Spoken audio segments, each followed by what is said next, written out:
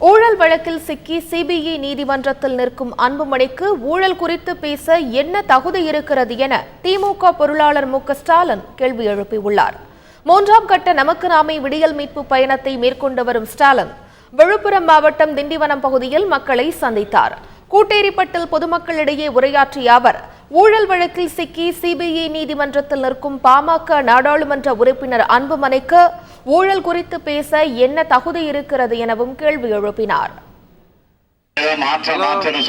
அடுத்த முதலமைச்சர்னு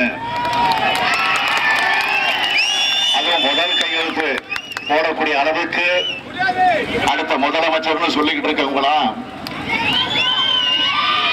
இன்னைக்கு நம்ம பயணத்தை பார்த்து ஆத்திரம் வந்திருக்கு.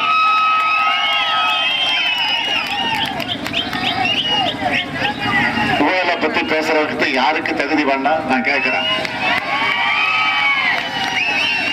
இன்னைக்கு சிபிஐ கோர்ட்ல போய் நிக்கிற ஒருவர் யாருன்னு தெரியும் உங்களுக்கு. நான் அதிகம் அதை பத்தி எல்லாம் பேச வேண்டிய அவசியம் இல்லை.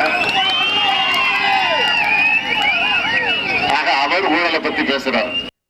பின்னர் பெலாக்குப்பத்தில் சிப்காட் தொழிற்பேட்டைக்கு நிலம் வழங்கிய விவசாயிகளை சந்தித்த ஸ்டாலின் கோரிக்கை மனுக்களை பெற்றுக் கொண்டார். அப்போது அரசு கையகப்படுத்தும் நிலத்திற்கு உரிய நிவாரணத் தொகையை ஒரே தவணையாக வழங்க வேண்டும் என்று விவசாயிகள் கோரிக்கை விடுத்தனர். இதைத் தொடர்ந்து தனியார் அரங்கில் வணிகர்களுடன் கலந்துரையாடிய ஸ்டாலின் அவர்களது குறைகளையும் கேட்டறிந்தார்.